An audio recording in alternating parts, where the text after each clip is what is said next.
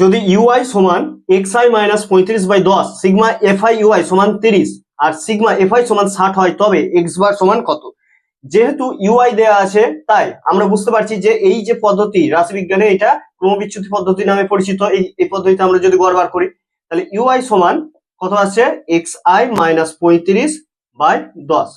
এবার ক্রমবিচ্যুতি পদ্ধতিতে ইউআই কে আমরা কি হিসেবে ধরি, ইউআই কে আমরা ধরি xi minus a by h সমান রাইট হ্যান্ড সাইডে কত আছে, xi মাইনাস 35/10। এবার বোথ সাইডকে যদি আমরা কম্পেয়ার করি তাহলে আমরা কি পাবো, এর পজিশনে কত আছে 35 আর এইচ এর পজিশনে কত আছে, এইচ এর পজিশনে আছে 10। তাহলে অতএব এক্স বার গড় নির্ণয় করতে হবে। এক্স বার সমান কি, আমাদের যেহেতু ইউআই দেওয়া আছে তাই ক্রমবিচ্যুতির ফর্মুলা আমাদের অ্যাপ্লাই করতে হবে, A plus sigma FI U I by sigma F I into H.